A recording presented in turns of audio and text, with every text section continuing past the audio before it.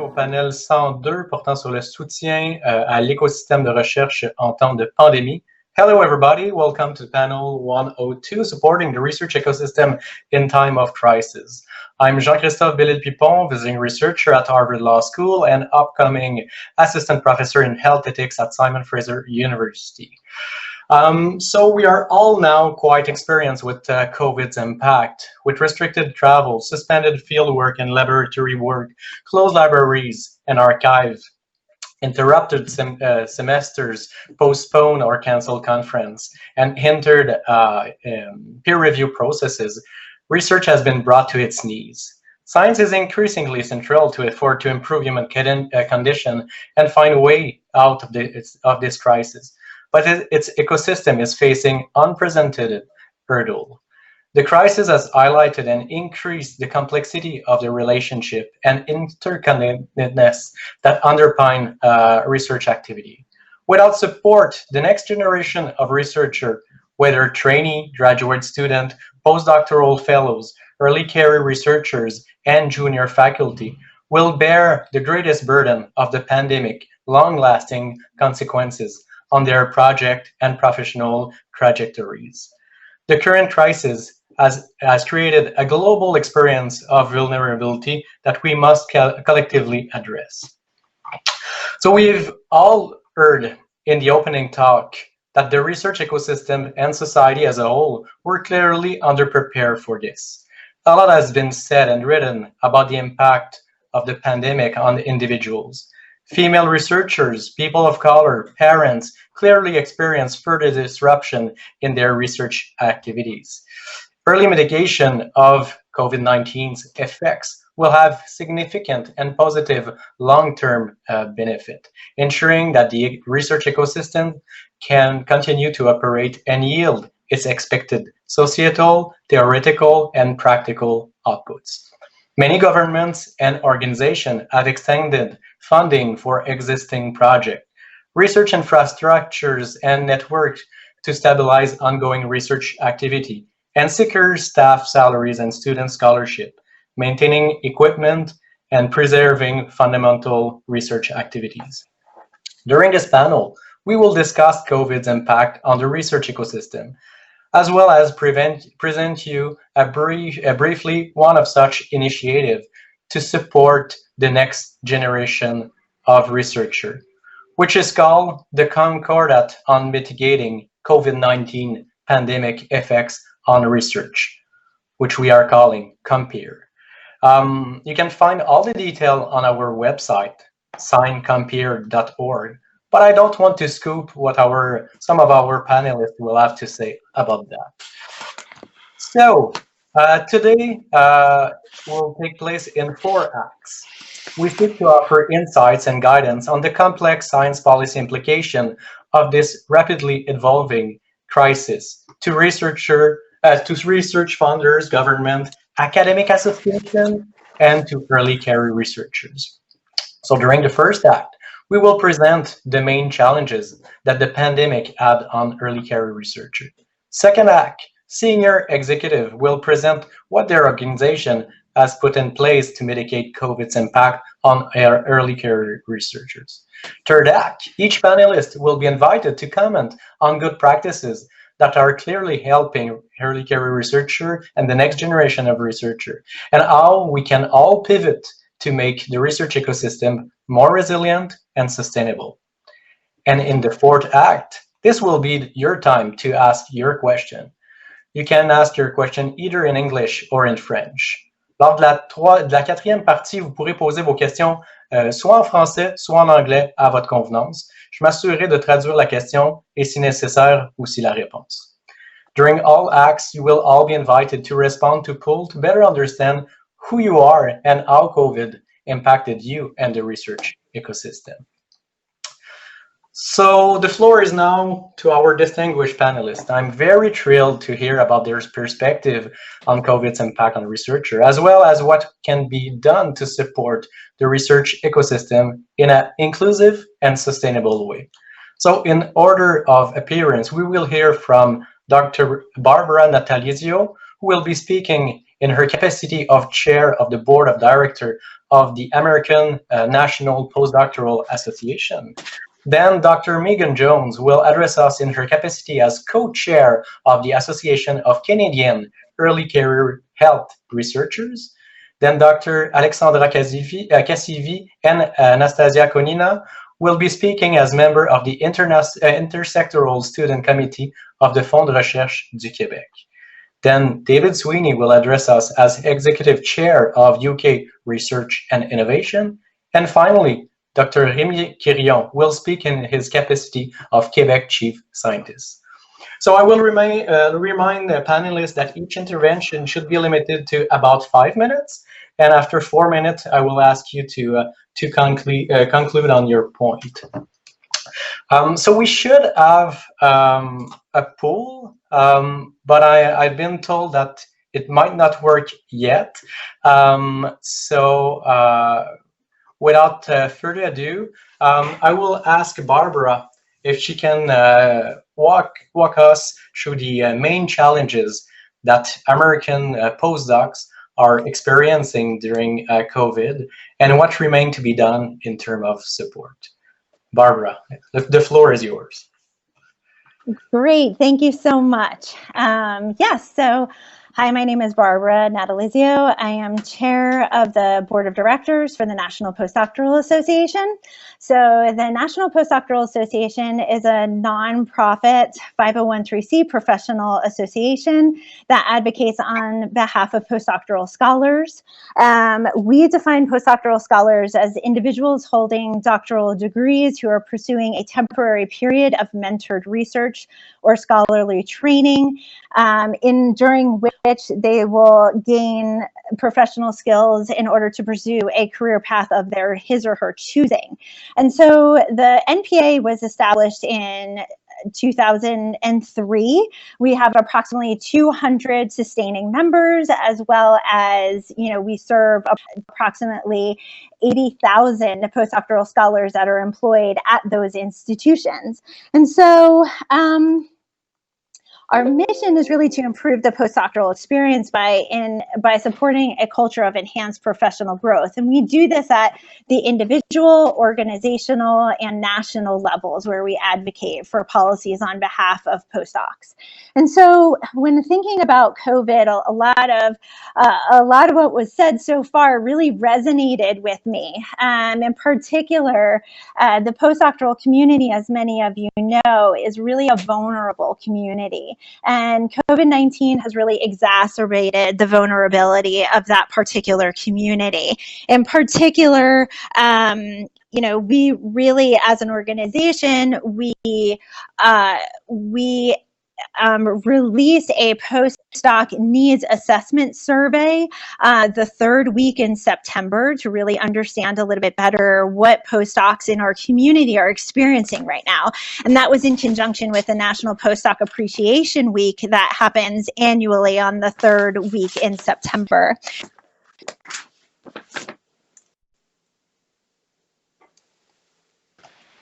Barbara, I think we lost you. Oh, okay. Okay, now you seem to be unmuted. Yep. All right. So we wanted to share the results from that survey. And what I'll say is that the top priority that we heard from our postdocs was that they had COVID-related concerns about economic impacts about their jobs. There's uncertainty and unclarity around the permanent positions that will await them on the back end of their postdocs. They're very concerned about the hiring freezes and furloughs that are occurring at institutions where those postdocs who were planning on transitioning into academic careers are very concerned about that. In addition, there's also always concerns about postdoc salary and compensation. And so this is also exacerbated by COVID. There are many two-postdoc households where they are surviving on postdoc salaries. Often those individuals are in major cities where the cost of living is high.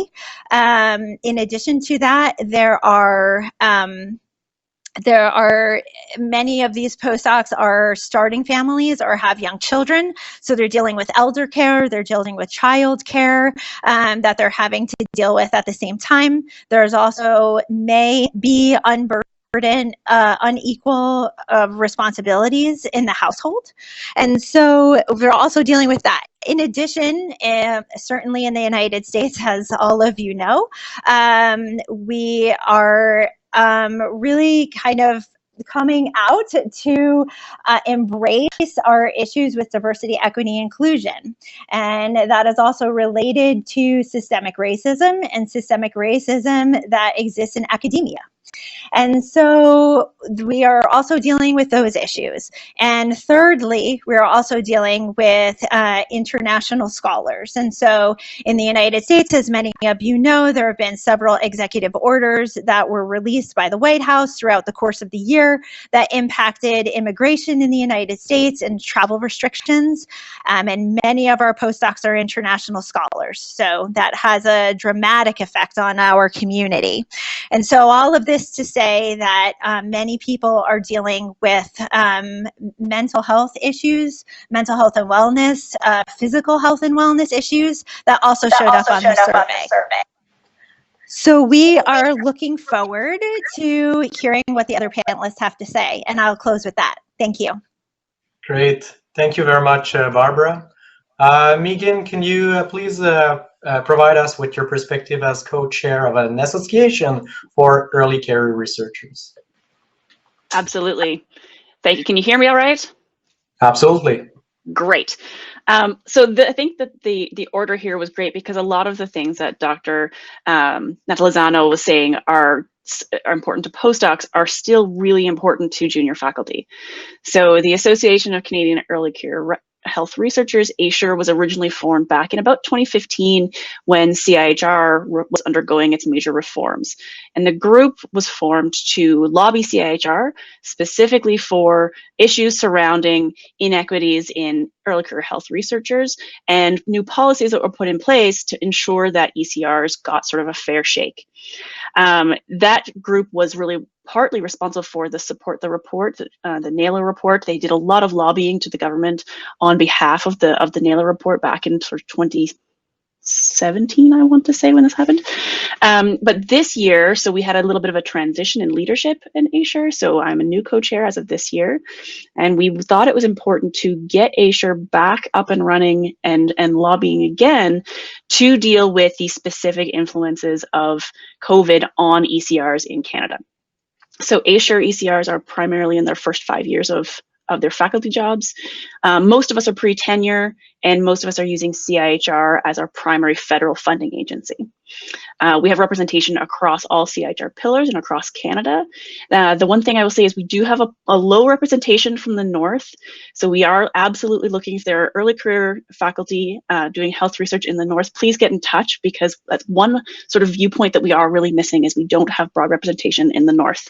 Otherwise, I think we're doing a pretty good job, and we're trying really hard to reach out across pillars and across Canada. So the things that we dealt with in early COVID, and the reasons that the things that we identified as major concerns early on, the first one was obviously the cancellation of the spring CIHR project competition. That was a big blow to ECRs who use CIHR as a major funding. We were thrilled and kind of astonished that CIHR reversed that decision. One of the things that we were talking about in the meantime, before the competition restarted, was about creating a system of independent peer review for ECRs who were hoping to get their grants reviewed. ECRs don't expect to get their grants funded their first time at CIHR. Nobody does. So that first sort of couple of rounds of review and your panel, finding out what people are really looking for, was invaluable. And the idea that we were going to lose that, even for just one round of competition, would have had a huge impact specifically on ECRs. So that's one of the reasons why we were so happy that CIHR reversed the decision to cancel that competition. The other things that we were concerned about and issues we identified were time-delimited things that influence ECRs. So, for example, ECR status. at CIHR. ECRs have 72 months typically from their first date of faculty appointment to qualify for the observer program and the ECR equalization program at CIHR. CIHR has agreed currently to a 6-month extension, which partly through communication with ASHR. And we are evaluating the impact of that now, and we are going to be deciding and negotiating with CIHR to see if that extension is going to be extended beyond 6 months. Tenure clocks was another concern. Most universities in Canada have implemented some form of tenure clock extension. Some of them are optional, some of them are automatic, some of them are 1 year, some of them are 6 months, some have to be applied for, some don't. So there is a broad difference across universities, and we are concerned about equity in terms of how those tenure clocks are applied. Funding is always a problem for ECRs, and one of the things that we've identified as an area of concern as well is funding to nonprofits and foundations.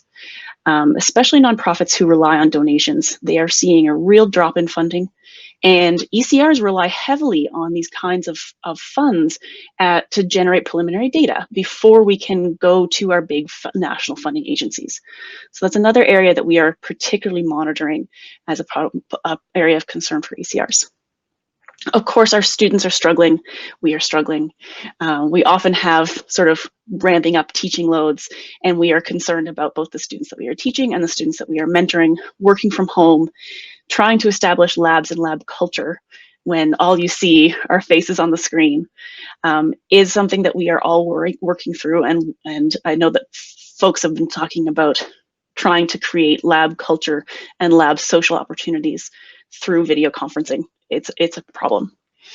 The final thing is we've been working on evaluating some of the methods and metrics that have been put in place to try to deal with inequities due to COVID. One of the ones that we have identified as potentially inequitable for CIHR, or for ECRs, was the CFREF, the stage 1 CFREF funding for salary, specifically excluded startup funds.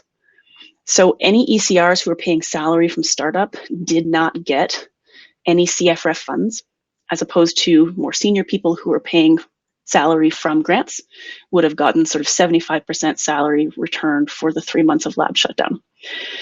So we are identifying areas. We're all working together and trying to pull through. It's going to be a hard time, and the impacts of this are going to be felt by ECRs for years. Thank you. Thank you very much, Meaghan. Alexandra and Anastasia, could you present us your view on the challenges that are affecting the next generation of researchers? So Dr. Cassivi and I, we've decided to split our time, and she will talk more about the initiatives of the Intersectoral Student Committee, and I will talk more about the lived experiences of early career researchers that led to those initiatives. And I want to, first of all, make a big waiver. I am in the humanities sector. I am a PhD candidate in law. And I think, although I'm not a big fan of dividing research into different sectors and disciplines, because a lot of us are involved in interdisciplinary research, I think that, for instance, colleagues from disciplines similar to law, such as philosophy, political science, may be able to relate more to what I'm about to say. For us, although it seems like research infrastructure is not such a big deal in humanities, I want to say that it is, and we do have a very specific research infrastructure. We rely a lot on libraries, on archives, on very personal, well-established relationships with our librarians, with our research librarians, who are amazing. And that all has been stalled or lost for 6 to 8 months, especially in the beginning of the pandemic. And right now, access to those resources is still very, very difficult. So, of course, that all has impacted our research. On top of that, what we rely a lot, and I think it may be specific to humanities more, we do discussion groups, we do we read, that we talk about what we read in our discussion groups, and all of that without designated workspaces that we have lost in our schools has become very difficult. And I personally have several colleagues who bear the brunt of, who are caregivers for their kids, for their parents. So without those designated spaces, without those designated hours, it has become particularly difficult for us to feed off each other's ideas, to criticize one another, and to benefit from kind of this infrastructure that we had in place. All of that, of course, has serious negative impacts on advancement of our work, research, and writing. So having said that, I think I'm maybe with this negative point of view, I still remain weirdly optimistic, because I think now is a good time to rethink how we approach research, how we approach mentorship between our supervisors and our students. And that particular kind of experience has led us, the Intersectoral Student Committee, which embraces many areas of research, in fact, to think about a more equitable research infrastructures. And this is how the Compare initiative that Dr. Cassivi is going to talk about, that's how it was born. So Alex, I'm going to give you the stage right now. Thank you. Hi, everyone. My name is Alexandra Cassivi, and I recently completed my PhD at the University of Victoria here in Canada. I'm now a postdoctoral researcher at Université Laval, and I'm working on access to drinking water in Indigenous communities in the Arctic. So I'm from science, but I'm also working in different multidisciplinary research. And so as we heard from Dr. Johns and Dr. Natalizio, COVID-19 is threatening to cause significant impact on the success of research projects. Delays for master's and PhD students to graduate in time or as planned, and/or difficulties for applicants to be hired in or outside academic institutions. These are all important concerns for the next generation of researchers who may also face uncertain research program, mental health issues, difficulties with work, family, and personal life conciliation that could be leading to reconsidering career paths. There is obviously an urgent need to take current and inclusive measures to assess the extent of COVID-19 aftermath and to support our next generation. With Compare, we aim to ensure that individuals are fairly recognized for their merits and that the crisis does not create undue division or inequities between people. Everyone should be engaged in enhancing the academic experience for all while conducting research in a more sustainable, responsible, and impactful way.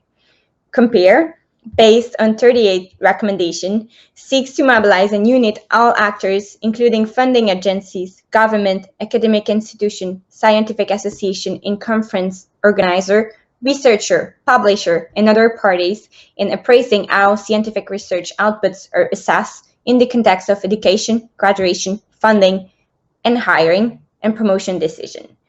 We hope that this initiative will help to mitigate the knock-on and long-term effect of this crisis, but also under any other crisis with significant and global disruptive impact on the research ecosystem. The principles behind Compare are important for us, and we hope that we can all work together to mitigate the impact of COVID-19. Thank you very much, Alexandra and Anastasia. So we will be skipping the poll since apparently this feature is not working yet.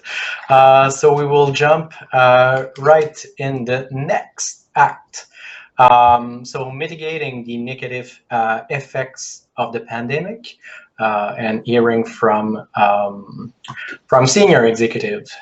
So David Sweeney, the floor is yours now. Thanks very much. And indeed, I'm here because I hope I'll get some advice on what we can do best. I sympathise incredibly with the descriptions we've heard so far, which are very similar to what's happening in the UK, as I guess you'd expect. my organisation, the biggest research funder by a long way in the country, funds both universities directly and it funds PhD students, although only about 25% of the PhD students are directly funded by us, the rest from other sources, including, of course, their institutions. To me, we've got levers we can use, not so much on infrastructures because others have control over access to labs mostly, but we do have the ability to do things with institutions, universities, research institutes and the like, and most importantly of all, people. I think we've faced some challenges and I want to outline some of the difficulties and basically come here and seek advice. I think one of our problems is that there is no magic wand, and much as we'd like to, we have to reset in the face of what's happened, and we have to think of the challenges there are for the current cohort, but also looking ahead, the challenges particularly for PhD students, but also as they feed through into early career, future cohorts. How do we protect the careers of people who will inevitably face a short-term hit, but we want to make it a short-term hit and prepare for the future? Some things have got in our way. Quite simply, it's not been as disastrous for many as we thought it would be, but it has been disastrous for some. So a substantial element of our funding system in the UK is funded by overseas students coming here and giving our universities a substantial amounts of money to act as themselves economic actors in the research system. We expected there would be perhaps only 30% of the overseas students coming this year, and a gap in our research budgets of potentially up to 20% of the total budget spent by universities, billions of pounds. In fact, that has not happened. And we put a lot of effort into providing support for institutions so that they could cover that gap, only to find that that support is not needed and, to be honest, cannot easily be repurposed. So in general, everybody adopting a look at the worst case scenario has got in the way of us adopting a more balanced approach. And I think that remains the case. We have a limited amount, very limited amount of money at our disposal, and we're unlikely to get significantly more from the government to work with. So our challenge is, how do you target it to address the needs that are greatest? And we've heard some really comments, great in the most awful sense really, but some insightful comments into the challenges people feel. Equally, there are those who have not been so disrupted. Quite a much higher proportion of our research has actually gone on than we had feared during the early stages of our lockdowns. And of course, that has differentially benefited more established scientists and researchers who can go and write bluntly for a while, whereas really the priority for early career staff, and particularly for PhD students, is to get the work done, not to go away and write it up for ages. I realise for some that still works, but mostly not. So how do you balance the investment between supporting more established staff who, to be quite blunt, might have to tough some stuff out, and early career staff who, if they don't get, for example, the field work done for their PhD, it's very difficult to manage. That targeting has proved for us, I think, the most challenging feature. Targeting is not best done by edicts from governments. I'm probably not supposed to say that, being someone who works at the centre. Targeting is best done from those who understand the particular concerns of individuals and can display the interest and care that is required to deal with their particular circumstances. That puts a lot of effort on our institutions, our universities and our research organisations to understand the needs. And in the UK, those are particularly troubled at the moment, mostly by their undergraduate education programme, where our universities have essentially kept going throughout the lockdown, certainly other than the first 2 or 3 months, which has been extremely stressful for students, but nevertheless is preserving their long-term education at undergraduate level. So very, very challenging for universities to take on individual cases at postdoctoral and doctoral level at the same time as dealing with some really, really tough and mass cases of concern in the undergraduate population. Frankly, I'm looking for advice on how we can do that better. We have allocated additional funds to do that, but it's a limited amount of funds, and targeting it comes with a responsibility that, as I say, those institutions are finding really quite difficult to discharge. I think if you're directly affected, I can well understand the natural urge to look at the worst case scenario.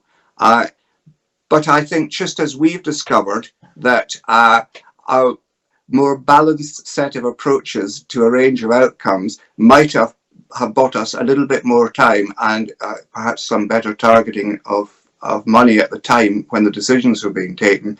I'm interested in advice about how we can work with our institutions to better support those who are essentially going to look after the rest of us who are older by the fruits of their research in what they do. This is, to me, as someone sitting in the management of a very big research organization, the challenge of how do you see past structures and bureaucracy to deal with compassion with individuals, but equally, how can you do that by working in a group with many others running research institutions of various kinds, because you just cannot pronounce from the top. So I'm looking forward to input from researchers. I do think the situation as a whole in the system is not as bad as it could have been in the UK, but that is little help for those who are at the sharp end. And I think, just to link back to some of the comments made before, the flaws in our research system, or perhaps the weaknesses in the research system, have been highlighted tremendously by COVID. It's about thinking about lessons for the future, and that, in my view, is quite challenging in itself. It's about thinking about the short-term pressures we put on and how those are leading essentially to fracture. It's also, though, I think, a little bit about understanding some of the challenges that are in the system that we can't, again, magic away and we've got to live with. But rather than the sector being run in an impersonal way, to empower particularly those who represent groups of researchers to understand that they can influence what's happened. Great to hear that CIHR reversed their policy. And I've discovered in the other areas in which I work, the wisdom you get from those who are engaged in day-to-day activity trumps some of the wisdom you get from those who are running large universities and who just by the very nature of their jobs struggle to understand all of the issues that individuals face. So no magic answers from the UK. I think a desire to protect those who are currently in the system, but also to set the system so that it's better for those who will come next, and of course who are looking to start their doctoral programs in the next year, and who will want to have the support that they deserve, having typically undergone a tough time in final years of their current education. So really looking forward to sharing with you, to hearing insights, and to working out how us Brits, who are stubborn sometimes, can learn from you who are doing things. And of course, I draw on the session that we just heard, the plenary session, where Mona and chief scientific advisors from around the world shared insights, which I found reassuring, in that I think we are all learning from each other, but also challenging because nobody has got the answer. Thank you. Thank you very much. Rémi, I know how the Fonds de Recherche du Québec have been proactive in supporting the next generation. So could you present us FRQ's plan for mitigating the impact of the crisis? I think a bit like David, I like to be in the listening mode. So listening from you, trying to work together to find some solution. But so I'll be brief. But just before that, few words on my day job. I advise the government of Quebec on all aspects of research and innovation. And of course, during the pandemic, keep us busy because in Canada, health and education are provincial jurisdiction. So it's not national. So keep us quite busy. But also I have the unique opportunity in the sense to chair the 3 major funding organization in Quebec. So UKRI, as David said, is one of the largest, if not the largest in the world. Probably one where we are in Quebec, one of the smallest one. But basically the 3 together, so health, science and engineering, social science, humanities, art and culture, all under one umbrella. And that certainly is something that we want to foster in Quebec, more collaboration on major challenges of our society from experts from various disciplines. It's with this task that basically I started a few years ago, the student committee, Comité intersectoriel étudiant. Jean-Christophe a été le président. So we basically have one student on each of the 3 boards. And the student is appointed like any other member of the board by the government of Quebec, not by me or not by his or her friend. And this has been a great group of students over the year. So change, of course, rotation, 2 years, 3 years, and then we have new people. But really, they have been extremely helpful. And asking the young scientists, young researcher, and the grad student that are on the ground, so what's needed? What should we do here and there? And the group over the year has, for example, provided us with report on postdoctoral, on postdoc, the career, the challenge of a postdoc, on college, on research at the level of college, on the stipend of our fellowship, what level of stipend should we provide? ADI, everything related to equity, diversity, inclusiveness. And now they are working on one important report. I think that they should table in December to the 3 board on excellence. What's the meaning of excellence today? Is it one more paper in Nature, or is it broader than that? And having social activity, working with with citizen, with a member of your community, maybe as important and rewarding as a paper in high impact journal. But often they are not highly recognized. When you submit grant to us at Fonds de Recherche du Québec or to CIHR, for that matter, and also in terms of career path in university for promotion, sometimes it's not the chair that doesn't want to help you. It's often your colleague biochemist that say, well, don't waste time, you should write one more paper. So I think we have to change the mindset, and that group of students working with us very, very closely are extremely helpful. It's too bad now that we cannot have the pool and have a compare and be able to present that a bit more in detail. We signed it, and I will hope that many participants, I don't know how many people on the virtual table to the virtual room, but hopefully you look at that, you think about it, and hopefully signed it, because I think it's a great initiative from the group of students, and Jean-Christophe was critical on that one as the fellow behind it. So I think very, very important, and kind of force us to think, yes, there is an impact of the pandemic at all levels. Yes, of course, student, postdoc, young scientists, but also in the system, in terms of the journal, in terms of the evaluation by member of panel, etc., etc. So we have to discuss that in more detail and really take act to try to mitigate the impact of the pandemic. David said that maybe it's not as bad as it looked. Well, I'm still personally very much concerned by the pandemic and the impact of the pandemic on various groups. So early on, what we decided to do, that was like March or April this year, is to be very flexible. And we ask you as a student, as a postdoc, as a new young scientist, with a university job, all kind of reports. You have to fill all these forms and all reporting. So we said we'll be very flexible. Usually, maybe it's August 31st. Well, we'll give you more time, give you one more year to provide the feedback and how you use the money for your productivity and so on.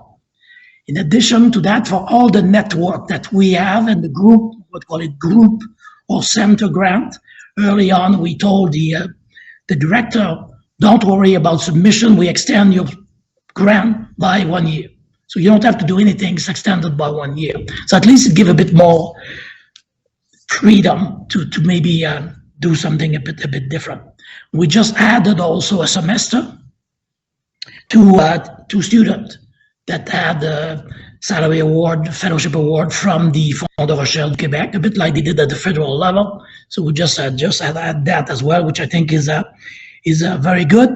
And I don't know if Jean-Christophe even know about that, but last Thursday, the Quebec government, in terms of the economic recovery due to the pandemic, well, I think science was on the forefront all the time since March, almost every day. The scientists with the minister, with premier, and so on. So science, and I think we have never seen as easy to open door in various ministry, at least in Quebec. So basically last Thursday, the Quebec government said we'll add support to the Fonds de Recherche du Québec, significant amount of money. And with that, I hope to be able to help the junior scientists, the one in 1 year, 2 years, started their career as an independent investigator, to add a bit of support to them so that they can hire one more grad student or whatever if they do research with animals, buy some more mice or whatever. But really helping them to say, look, yes, you have been affected, we'll try to help a little bit. ADI will do quite a bit on that front as well. There is various studies, and one is from a scientist at Université de Montréal, Vincent Larivière, with collaborator in the world, say, well, it probably affected a lot of people, this pandemic, the postdoc, the young PI, and so on, but gender aspect to that. Young women more affected than young men for all kind of reason. So there also we need to discuss with the board, with our tree board, okay, how can we find a way maybe to be more flexible there and help the one that may have been affected a bit more than the other. Maybe finally, very much concerned, maybe because of my background. I'm a neuroscientist by training, work mostly in mental health during my career at McGill. Very much concerned about the mental health, mental well-being of communities. So that's certainly something that I hope, don't know if I'm not moving anymore there on the picture, but certainly mental health, drug abuse, violence. This is something that we also need to look at very, very, very carefully. We're not there yet. This is something that we'll try to investigate with the student over the next few weeks. But certainly, if you have suggestions, ideas, proposals for us, we want to listen to you, because the impact of the pandemic will be with us for more than a few months. Merci. Thank you very much, Rémi. I think I will be the one bringing bad news, but the Q&A feature and the poll will not be working during this session. So what we will do, Meaghan just suggested that we use Slido. So if you can go into your browser, www.sli.do. We will be using that for the Q&A, not the poll. And the number, the event number will be 67353. tree. I will let the panelists continue with section 3, and I will say the number again as often as possible, so you can just write it down. So on Slido, the event number will be 67353. Okay, so now the Act 3. So we've heard about the challenges that both the early care researchers and the organizations are facing in trying to mitigate the effect of this current pandemic. We will be discussing about what can be done in practice. What are the most pressing needs, and what kind of support that you think is necessary? So I will switch a little bit things. Meaghan, would you be up for taking the floor on this topic? I can try. Thank you. I mean, as we've all discussed so far, these are big challenges that don't have simple answers. We need to. I loved what we heard from the sort of our panelists today about the need to continue to work together and discuss with one another, talk to people at lots of different career stages and from different opportunities. I particularly loved what Dr. Sweeney said about targeting and the difficulty in finding out what that specific targeted area is, because without really broad understanding of the problems, that targeting sounds impossible to me. Speaking as someone on the sort of lobbying side, right? We are a group that identifies issues specific to our members and brings them to mostly CIHR, but also to our own institutes for solutions. But it seems so challenging to me to identify specific solutions to them at this point, other than to say, I think that solutions like Compare here and creating a common framework to identify problems and come up with solutions with equity and diversity as a real major forefront is, I think, the only way to start. We're not going to have easy solutions anytime soon, is what I have to think, is what I have to say. Identifying the real challenges, like you said, with gender, minorities, caregivers, people at high risk, persons with disabilities. We have people whose impacts are different across the board. This is not going to be a one-size-fits-all approach. One of the things that Compare says that my membership was particularly excited about was the idea, there's a quote here, to allow candidates in research funding and scholarship competitions to describe the impact of COVID-19 on their academic records and the progress of their work and career advancement. To me, that is a really fundamental thing that all of us at ASHR thought was an essential component of making sure that this moves forward. But it has another caveat that I think we haven't discussed yet, which is training for reviewers of grants, reviewers of tenure packages. And you're talking about ACRs, and this is for faculty, but it also impacts reviewers of fellowship applications for postdocs and PhD students. We need to not only encourage our applicants to describe the impact of COVID and any mitigations that they might have, but we need to train the reviewers to be able to interpret them and to interpret them with an equitable lens. That is one of the things that we noticed about Compare, that we think that component is essential, but it's not just on the applicant, it is on the reviewers to get trained and to be able to interpret these impacts with an equity lens. Great, thank you very much. I'm really happy that you're citing Compare and quoting Compare. if we are looking at like the recommendation 32, 33, and 34, we are also arguing that greater weight should be given to narratives and the demonstration of impact of the crisis rather than indicator and proxies, recognizing the impact outside of discipline and research programs of researchers committed to contributing to the resolution of the pandemic. And one of the key things that come here is arguing also, and it's perfectly in line with what you just said, is to challenge research assessment practices from the part of researcher for their own benefit, but also for their students' benefit and the research ecosystem as a whole. Yeah, so great. Thank you very much. Barbara, would you like to go next? Sure, I can go next. Thank you, Meaghan, for your comments.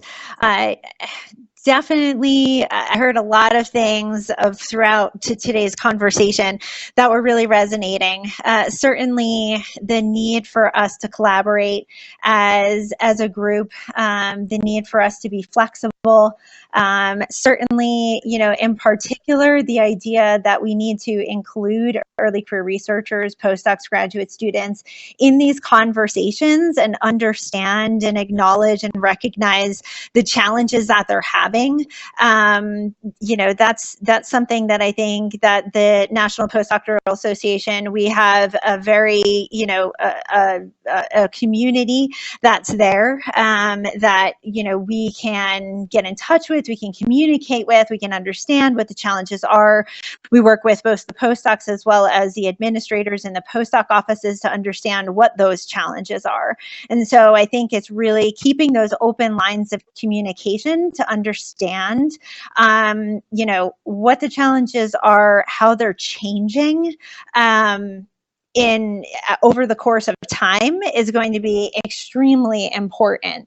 One of the things that I thought too that I'm hearing people talk about is this idea of COVID as a challenge, right? Certainly, but also as an opportunity to rethink the incentivization of the research enterprise in its entirety, right? What are we incentivizing as funding agencies, as nonprofits and philanthropic organizations that support research? Is this an opportunity for us to really think deeply about the system that we've created and potentially make it better to benefit society? And those are certainly extremely challenging questions, but questions that are really that have come to light in terms of everything being turned upside down by COVID-19. And so, what Meaghan was saying about promotion and tenure and thinking about what that looks like in the long term and thinking about training review committees to think about how they're looking at proposals, all of that is culture change. And I understand, culture change is a really difficult thing at the moment because I think people feel like they're juggling so many things, but I hope that we don't lose sight as a community that supports early career researchers, that we can face the challenges and make the changes to make the system better. Great, thank you very much, Barbara. We already have 5 questions so far on Slido, so I will give you again the event number if you want to ask questions. So www.sli.do, event number 67353. So I will take the moderator privilege to directly ask one of the questions that we received to David and to Rémi. And the question is about mental health. One of the points that maybe we didn't discuss so much yet is the fact that PhD candidate, postdoc, and all the ones that are in a transition, either from PhD to postdoc, postdoc to a professional insertion or faculty position, are facing job freeze, lack of opportunities, but at the same time they need to jungle with a lot of variable, maybe seeing their fellowship or scholarship being terminated early, or that they don't have the possibility to go abroad since it's highly expected of them, and it's creating a lot of pressure.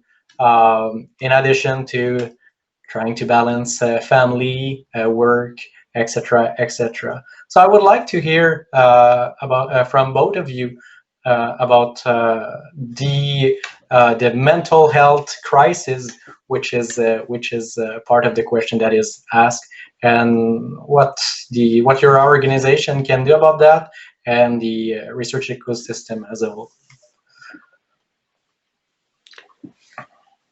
Well, in the UK, we've been doing a study which jointly actually with our organisation that looks after education into support mechanisms for mental health for doctoral candidates mostly, actually. And I mean, the intention is that we provide advice to our universities on things like mentoring and buddy schemes that we things that we get the universities to. For ourselves, I think we're looking particularly post our next spending review, which is underway at the moment, whether we can shift the balance towards more posts that are longer term rather than shorter term. But I think support is what we can do. The system is inherently geared up to challenge, and I think we've got to provide support for those with mental health, but also I think an education process about the stresses there will be in embarking on a career in this area. Some aspects of our system haven't changed since I was in doctoral study an awful lot of years ago, and I think we are better now at providing support than we were in those days when it was sink or swim, to be blunt. But only by, I think, providing a network of folk who are there to help, only by our universities in their mental health services being open to look for early signs of difficulty, and indeed working again with groups of people, can we tackle the problem. Inherently, there's always going to be stress, but how do we help people manage stress? How do we minimize the stress where we can, and how do we provide support services is what we're trying to do. I think we've also got to look hard at where we have disadvantaged groups and extra support is needed, and we're also doing work on that at the moment. This just hasn't been a sufficient focus. We want it to be more of a focus. Okay, thank you. Rémi?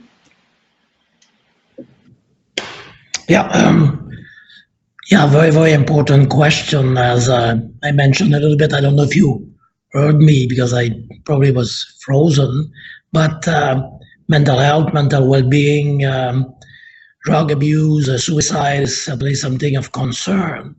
One of the issues, and it's like that many places in the world, is that all university in Quebec now, it's all virtual type of teaching. So you don't have the usual campus life. You don't go downtown Montreal with meeting with friends on campus at McGill University. in smaller cities, again, you don't have that. So you don't have a group. It's all like we are doing now, Zoom or Team or whatever.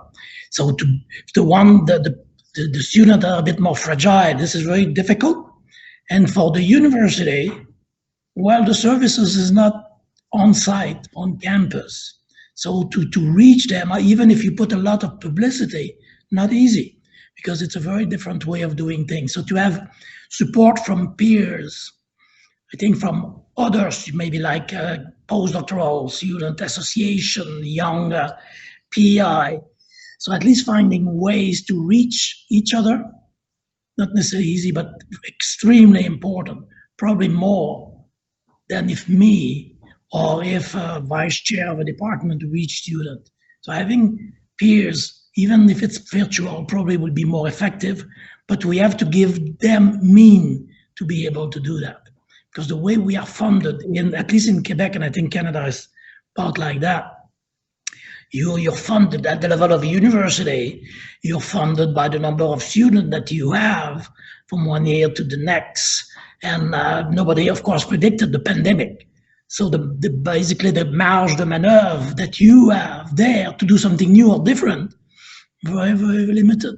So we have to compose with all that. I think having suggestion from you in the trenches, very, very important. Hopefully we'll find original solution, or if you know that someone in some part of the world develop a way of doing things that seem to be more effective than what we have here in Quebec or in Canada, certainly will be listening, open to listen to that for sure. Thank you very much, Rémi. So we've received a few other questions, and I'm surprised I'm receiving questions by email also. So it seems like we are multi-platform now. Meaghan, I think it will be a good segue to one of our offline exchanges. Here is the question. Regarding the EDI discussion so far, they have focused on the disproportionate effect of COVID on women. Is there a larger framework to assess and respond to the effect of COVID on other marginalized members of the research community and society, notably Black, Indigenous, and other people of color? I'm directing the question to you, since I know it's a very important challenge and concern for you. So I would like to give you the space to respond to that. Sure. So it's something that Aisha has been talking about a lot. When we were creating our steering committee this summer, we tried really hard to ensure that we had a broad background of ethnicities. We wanted to make sure we had immigrants to Canada. We wanted to have Native Canadians. We tried to get a broader platform, because we specifically believe that science works better when it is diverse, and that groups like ours can only represent the whole group if we have actual representation from all of the groups involved in our society. So we tried to have a broad diversity. We specifically requested members of historically excluded communities and racialized communities apply to our steering committee, and we had in our voting strategy, we actually gave a bump to people who are self-identified as racialized, because we wanted to ensure that we had that representation. As far as how the existing supports are trying to address EDI, I do not know. I know that Aisha tries to support EDI through diversity specifically by ensuring we have a lot of representation. I don't know of any current supports that are really targeted at historically excluded groups. I'm not aware of any. And I don't know that it is being assessed as a specific impact of COVID yet. It's something that Aisha is doing, and we are currently evaluating things like the CFREF. I mentioned this earlier, the stage 1 CFREF funding.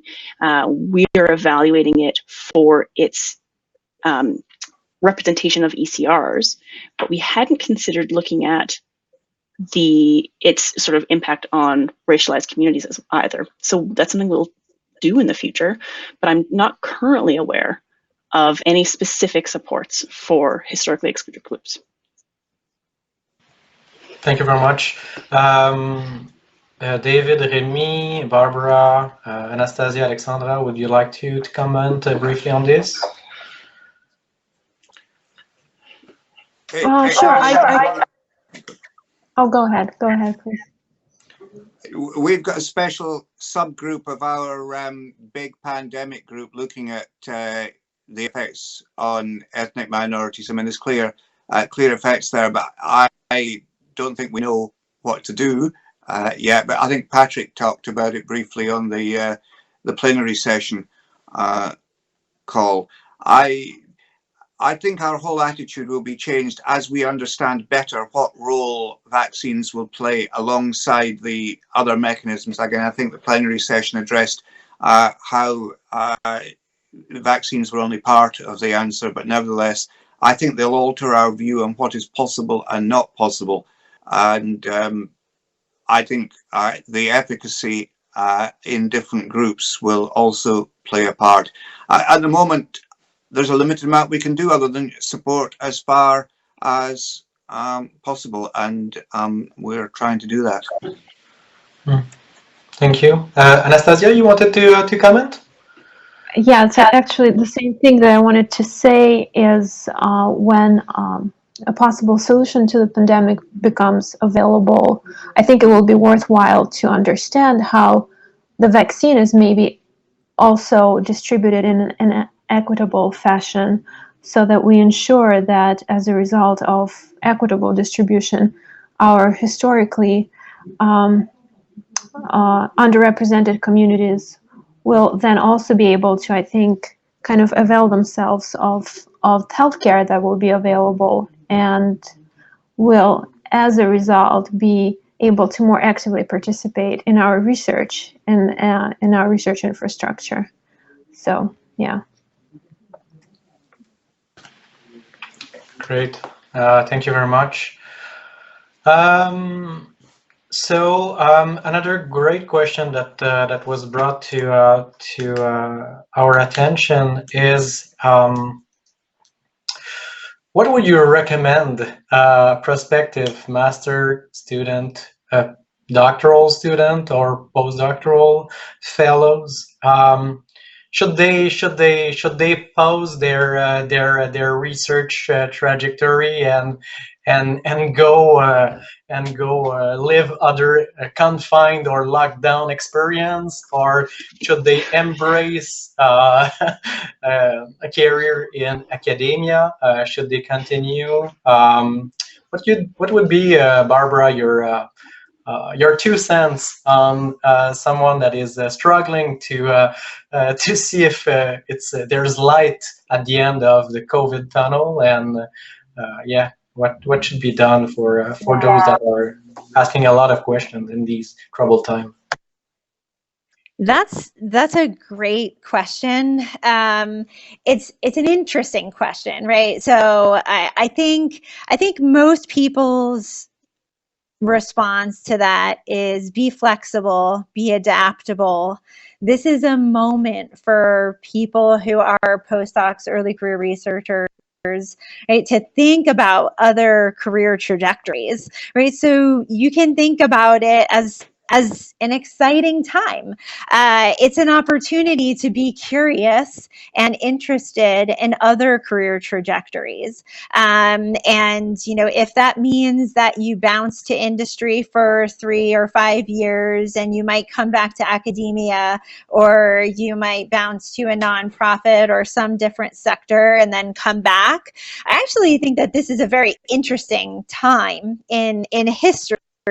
And I'm very interested to see how this all works out in, 10, 15 years down the road. Will we see more more people and more scientists, more postdocs, more, to be interdisciplinary. I think this is an opportunity for people to explore different options that they may not have considered before.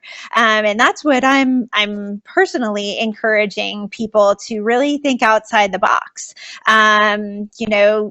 Don't necessarily put your huge dream, forever and give up on it. I think this is an opportunity for our society as a whole to benefit from researchers working in different sectors and having those perspectives and having those experiences, and then transitioning into other sectors and sharing their thoughts. I think this is an opportunity ultimately for career, government, industry, academia to work in better collaboration with one another. Can I say I strongly support that? But I also think it's the responsibility of the rest of us in the system to demonstrate that when people do that sort of thing, we value what they've done. And I think there was a comment earlier about changing research assessment.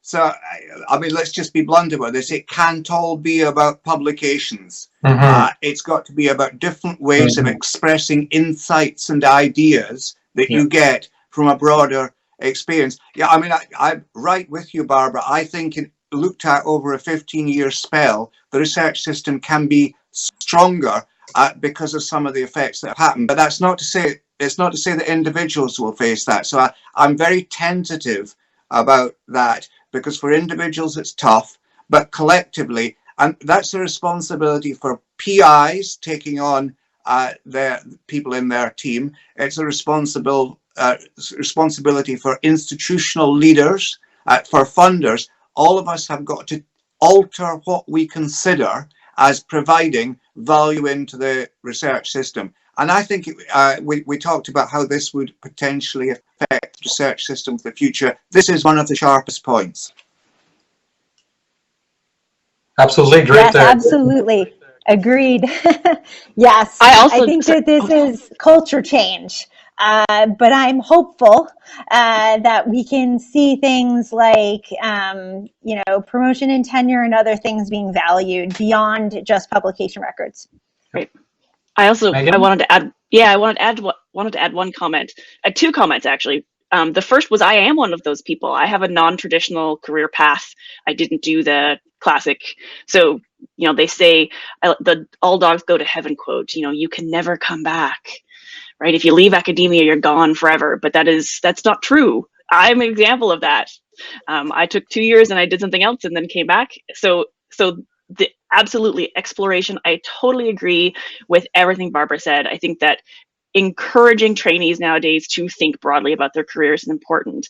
But the other thing I want to add is I was in a thesis committee meeting this morning where this question came up. The student said, how do I deal with productivity and making progress during my master's when we are doing shift work now in Manitoba? So people are alternating shifts in the lab. How do I do that?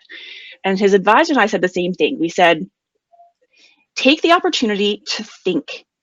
When you're in graduate school, especially if you're in a wet lab, although computational stuff, this happens all the time, there's a tendency to believe that it has to be sort of all engines gunning all the time. You have to be in the lab. You have to be doing experiments. You have to be generating data every day and every minute. But taking the opportunity to slow down, think about your work, think about your results, plan things really carefully is valuable. And so I think that people can continue to be productive and potentially be more productive by slowing down, oddly. So I don't think that this impact should dissuade anyone from going to graduate school. If anything, this shows that we need scientists. We need people doing the work. And I don't think you should be afraid of embarking on a graduate school career now, because there are different ways of thinking about how you do the work, and the opportunity to slow down and think while imposed right now can still be very valuable. Well, maybe question for Jean-Christophe. Okay. I agree with what Meaghan was just saying, but Jean-Christophe, you're right in the middle of it now. Finishing the postdoc, starting as a junior PI in January. What about stress? What about the pandemic? What about the opportunity? You're there, so you're doing it now. That's a good question, Rémi. I don't know if I should be worried. I will begin to sweat thinking about that. Yeah, it's a difficult position to be at for sure. Yeah, it's about like, I guess, Meaghan, you did that not a long time ago, but I will have to start my own laboratory.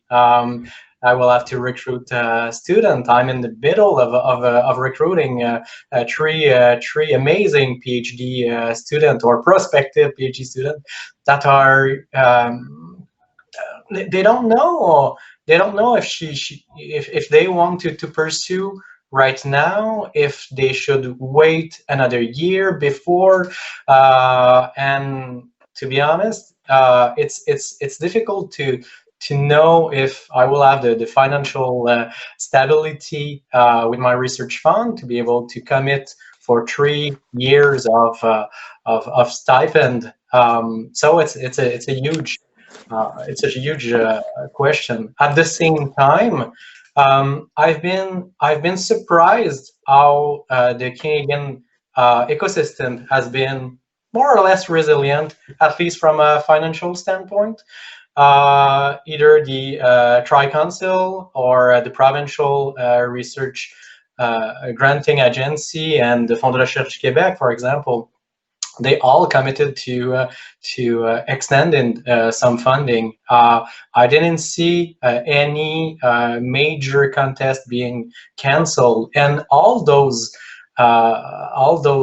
programs that are continuing signals to the whole ecosystem that we will be able to continue to do research. We are committed to a more resilient ecosystem, and that's really important. And I'm really happy about every funder that are sending either statements about what they will change, how they will consider the pandemics within their application, to provide free text section in the application for master student, PhD student, postdoctoral fellows, to be able to describe it in their own world, in their own ways, how the pandemic really affected them. Will give more information about reviewers. And then we need to all be, it might be cheesy to say, but we need to be kind to each other. Academia is a place where it's easy to drown. It's the publish or perish will be evergreen for a long time, even if we have a rhetoric that we want to change it. But I think it's Barbara, you said it, that COVID is also an opportunity to change things, and that's what we are arguing into Compere, is the fact that it's the perfect time when everything is shattered. Probably it's a good time to rebuild. So I would like to ask Alexandra and Anastasia. We've received a question about from probably a person that is early care researcher herself, and she's asking what is it possible to do as a student to engage into Compere? What is possible to do? Is it can we engage with it? Can we share it? How is it possible to be part of that community and that discussion? Yeah. So just to keep on what you said, Jean-Christophe, I think everyone have a different situation right now. We all have a different path in our studies. We're either in master, PhD, postdoc, or in between, or somewhere, before fieldwork, after fieldwork, during fieldwork. So the impact of everyone is just really, really different. So we are also looking for testimonies of people, because even if we do this for scholarship, for publication, I think it's important that everyone knows what are the impact on most of the people doing research. And so considering that everyone's experience is really, really different, I think the best way is to try to come up with something that would be a general expression of what people can live during this crisis, or after even, because the impact is going to be different if you just finish your PhD or if you're at the first year of your master. So in the next year, obviously we will see what happened, and we will be able to trace those impacts on people.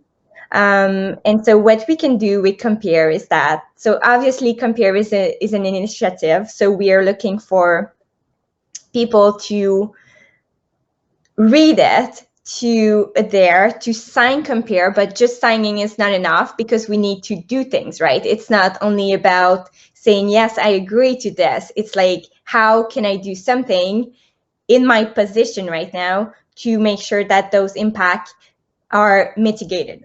So that's how we can do it, Compare. And also it's different for us, for the next generation, as it is for a publisher or other people in other different positions. So maybe Anastasia, you want to go on? I was just to go back to even the previous question, to a person who was wondering whether they should or should not embark on this academic journey. Compare actually gives you a kind of a food for thought on that, because there are a lot of aspects. Information is power. Having information about your options, about your career opportunities, gives you already a lot of power. And I think Compare gives you food for thought in terms of, it tells you what is you kind of can guess what is not being done right, and then see what can be done better, and then see for yourself if you are willing and able to join this very tricky world potentially of academia. But I also wanted to say that reach out. Don't feel like you have the weight of the world on your shoulders. To all of you who are thinking or listening to us and thinking about joining or not joining academia. And I think that reach out to us, reach out to your associations, talk to people, and just don't feel like it's all or nothing. It's not. It never is. And you will see that there are a lot of initiatives that are trying to create opportunities for students, for younger generation of researchers, and Compare is definitely one of them that you should read and disseminate in your communities. Thank you very much, Anastasia, and I would like to comment on that. Yeah, Compare is you can see it on signcompare.org. You can read it, sign it, share it. At the same time, it's a concordat. It's an engagement that will only be put into practice if we all make changes.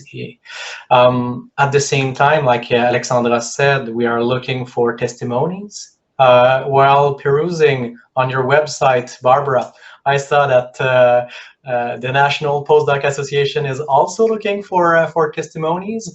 How COVID is impacting your members. I think that one of the key point Anastasia just said is also engage within your local organization or your local networks at the same time. Most probably you have some kind of research environment or research capacity or supporting capacity organization that is there probably to help, or at least through which you can voice your concern. We've heard from David and from Rémi that both organizations, UKRI and Fonds de Recherche du Québec, are looking also to hear from the early career researcher, from students, from trainees, from postdocs. And we are all struggling in that, and we are all trying to figure it out. What's the best way to make sure that the research ecosystem is living to its name and is able to yield the epistemic outcome for sure, but societal impact as well. So I don't know if anybody else want to continue on that path, which is most probably what would be the best way to engage locally. I don't know, Barbara, if you want to continue on that. What can your member or other postdoc can do within your association? Same thing for you, Meaghan. How early career investigators can engage as well. So Barbara, would you go first? Yeah, so also, yes, so we are, our organization is encouraging early career researchers to get in contact with us and share their story with us. So that can be both, anonymously and non-anonymously. So some of the stories that were shared with us in the early days of COVID in that March-April timeframe were highlighted in our COVID special issue of the Post Docket, which is our NPA newsletter that comes out monthly. And it's just been really great. We've heard a lot of those stories from our members, both postdoc office administrators as well as postdoctoral scholars who are struggling and want to share what they've been doing. Another thing that we've been able to launch, that we launched early in November, is an initiative called #Learn. And Learn stands for Lived Experiences and Real Narratives. And that is a Twitter conversation that's ongoing. There's a prompt every Monday, and it's just a free-flowing, transparent, honest conversation amongst postdocs and postdoc administrators who are struggling. How do we connect people and show compassion and empathy for what they're experiencing right now? So I saw a recent article from the Chronicle on Higher Ed, the staff are not okay. And that was kind of the general sense of why we started Learn, because we wanted people to have an opportunity to share what they were doing in order to address issues of mental health and address issues of burnout and what they're experiencing right now. And so this is really about open communication. And I'll stop with that. Thank you very much. Meaghan? So perhaps not surprisingly, the early faculty are not as organized as the postdocs are. So postdocs, I mean, the postdocs are the real workhorses. They're the people that get everything done. So I am not surprised to hear that amazing amount of organization through a postdoc association. ASHR is still sort of getting our feet under ourselves. We reformed just this summer. So I would advise people, any early career faculty in health, please join ASHR. We have a form on our website. Then you get on our contact list. Feedback, we have our steering committee, as I mentioned, is formed for people all across Canada in different disciplines. We have regional representation. So if you have feedback for ASHR or an issue you'd like to bring up to us, the idea is you contact your steering committee member from your area and the one who aligns closest to your pillar. If there are multiple, we have lots of people in Central, for example, that's a little bit population weighted. So for ASHR members, we have been collecting information about impacts of things like the Observer program. So something we didn't talk about yet today, but at CIHR, early career investigators are eligible to observe panels, and they are currently revamping that for online review, and they've been seeking our input into how to do that. So we'll be reaching out soon to our members to to get their input on people who have either experienced the absorb program in person, people who are still waiting to experience it, and have ideas about how to do that online. So we have a pretty broad mandate. We are interested in everything. And so yes, for early career faculty, please join ASHRE and reach out to us. Great, thank you very much. I would like to give, like, we have 2 minutes to go. I would like to split it between David and Rémi.